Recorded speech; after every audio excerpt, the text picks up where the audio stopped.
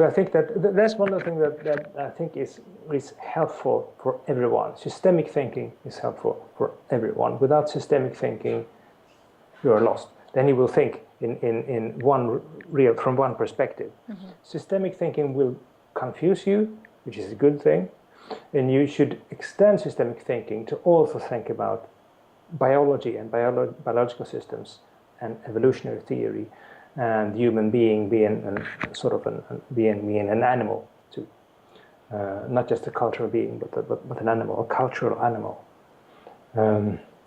So take systemic thinking and spread it out. It's not just systems of thoughts and emotions and behaviors. There's also the system of the environment, relationship with the environment. There's also the physiology of a person. That is part of this. So if you change the physiology, you will change the thinking.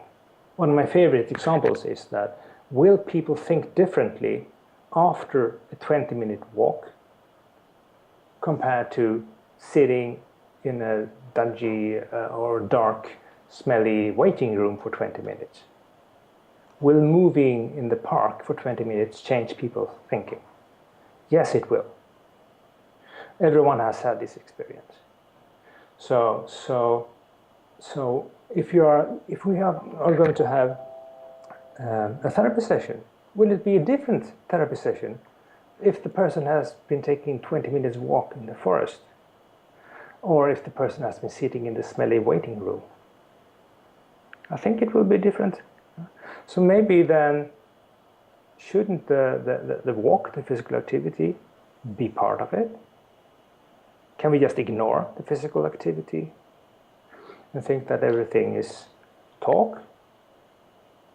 So if you extend systemic thinking like this, I think this is a very important tool. Then the landscape of possible change become much larger. And I think also the skill of being confused like that, of having this wide vision, and that resources could pop up anywhere.